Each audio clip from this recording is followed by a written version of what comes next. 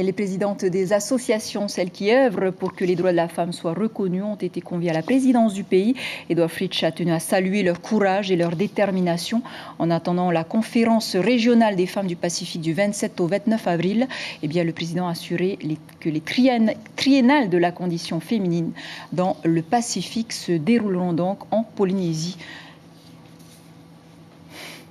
Et la Journée internationale des droits de la femme marque ses 100 ans cette année. Où en sommes-nous en Polynésie de l'égalité des droits? C'est ce que nous allons voir avec vous, Lucille Guichet-Tirao. Bonsoir. Première inégalité pour les femmes face à la violence. Oui, les chiffres de 2020 viennent de nous parvenir.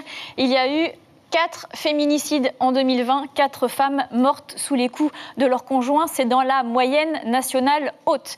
Les femmes restent les premières victimes de violences sexuelles et de violences physiques.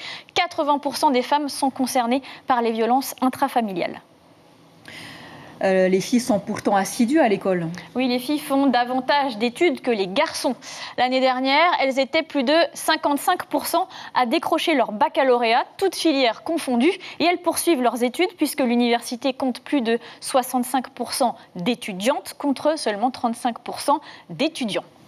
Paradoxalement, cela ne se reflète pas sur le marché de l'emploi. Et oui, à l'âge adulte, la tendance s'inverse puisque le taux d'emploi des femmes est d'à peine 44% contre un peu plus de 59% pour les hommes, ce qui fait un écart de près de 15 points.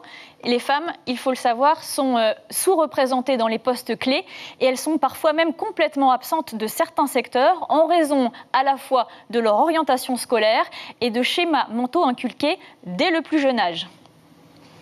Par exemple, à Air Tahiti Nui, il y a une seule femme commandante de bord et 4 femmes copilotes pour 71 hommes. Concernant l'écart salarial, les femmes en Polynésie gagnent en moyenne 3,6% de moins que les hommes.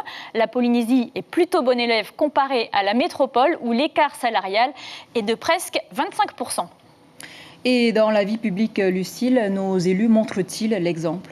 Eh bien, depuis la loi obligeant la parité en politique, 30 femmes siègent à l'Assemblée sur 57 représentants depuis les territoriales de 2018. Et puis, la première et la dernière femme à avoir présidé l'Assemblée, c'était Lucette Taero, et c'était déjà en 2001, c'est-à-dire il y a 20 ans.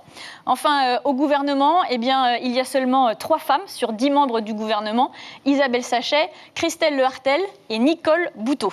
Enfin, vous le savez sûrement, il n'y a jamais eu de femme présidente de la Polynésie.